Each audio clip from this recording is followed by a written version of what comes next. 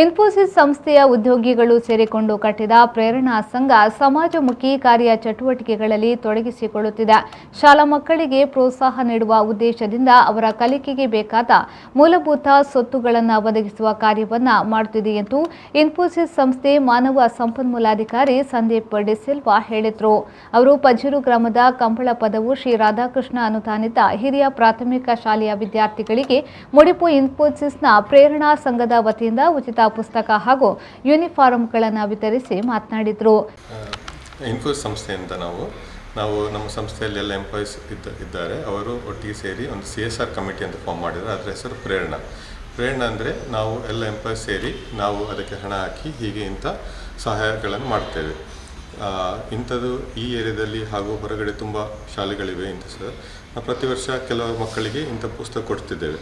ಹಾಗೆ ಇದು ವಿಡಿಯೋ ಮಾಡೋದೇನೆಂದರೆ ನಾವು ಬೇರೆಯವರಿಗೆ ಕೂಡ ಇಂಥದ್ದು ತಿಳಿಸಲಿಕ್ಕೆ ಇಂಥ ಶಾಲೆಗಳಿವೆ ಹಾಗೂ ನಮ್ಮ ಮಕ್ಕಳಿದ್ದಾರೆ, ಸಹಾಯ ಅಗತ್ಯ ಇದೆ, ಹಾಗೆ ನೀವು ಎದುರು ಬಂದು ಈ ಮಕ್ಕಳಿಗೆ ಸಹಾಯ ಮಾಡಬೇಕಂತ ಕೋರ್ತೇವೆ. ಶಾಲಾ ಮುಖ್ಯ ಶಿಕ್ಷಕಿ ವಿಮಲಾ ಪ್ರೋ ಮಾತನಾಡಿ, ವಿದ್ಯಾರ್ಥಿಗಳಿಗೆ ಪ್ರೋತ್ಸಾಹಿಸುವ ಕಾರ್ಯ ಇನ್ಫೋಸಿಸ್ ಸಂಸ್ಥೆಯಿಂದ ಹಲವು ವರ್ಷಗಳಿಂದ ಆಗ್ತಿದೆ. ಆಹಾರ, ಪುಸ್ತಕ, ಯೂನಿಫಾರ್ಮ್ಗಳನ್ನು ಆರ್ಥಿಕವಾಗಿ ಹಿಂದುಳಿದ ವಿದ್ಯಾರ್ಥಿಗಳಿಗೆ ಇನ್ಫೋಸಿಸ್ ಸಂಸ್ಥೆ ಒದಗಿಸಿದೆ. ಇದಕ್ಕೆ ಶಾಲಾಡಳಿತ ಮಂಡಳಿ ಋಣಿಯಾಗಿದೆ ಎಂದರು. ನಮ್ಮ ಶಾಲೆ ಶ್ರೀ ರಾಧಾಕೃಷ್ಣ ಅನುದಾನಿತ ಹಿರಿಯ ಪ್ರಾಥಮಿಕ ಶಾಲೆ ಕಂಬಳ ಪದವು. ಇಲ್ಲಿ ಸಾಧಾರಣ ತುಂಬ ವರ್ಷದಿಂದ ಬಹಳಷ್ಟು ಮಕ್ಕಳು ವಿದ್ಯಾಭ್ಯಾಸ ಮಾಡಿರ್ತಾರೆ. ಎಲ್ಲ ದೊಡ್ಡ ದೊಡ್ಡ ಹುದ್ದೆಯಲ್ಲಿ ಕೂಡ ಇದ್ದಾರೆ. ಕ್ರಮೇಣ ಮಕ್ಕಳ ಸಂಖ್ಯೆ ಕಡಿಮೆ ಆಗ್ತಾ ಟೀಚರ್ಗಳು ಕಡಿಮೆ ಆದರು.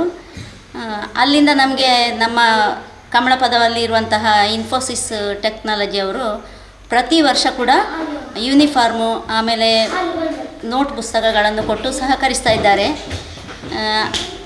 ಕೆಲವು ವರ್ಷಗಳ ಹಿಂದೆ ಹಾಲು, ತರಕಾರಿ, ಹಣ್ಣು ಇದನ್ನು ಕೂಡ ವಿತರಿಸ್ತಾ ಇದ್ದರು.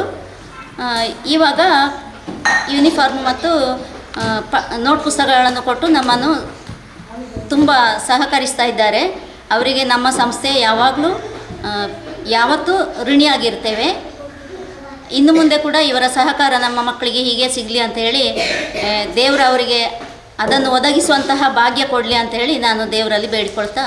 ಇನ್ಫೋಸಿಸ್ ಸಂಸ್ಥೆಯ ಮುಖ್ಯಸ್ಥ ವಾಸುದೇವ್ ಕಾಮತ್ ಅಧ್ಯಕ್ಷತೆ ವಹಿಸಿದ್ರು. ಇನ್ಫೋಸಿಸ್ ಸಂಸ್ಥೆಯ ಹಿರಿಯ ಮುಖ್ಯ ಪ್ರಬಂಧಕ ಹರೀಶ್ ಜೆ ಉಪಸ್ಥಿತರಿದ್ದರು.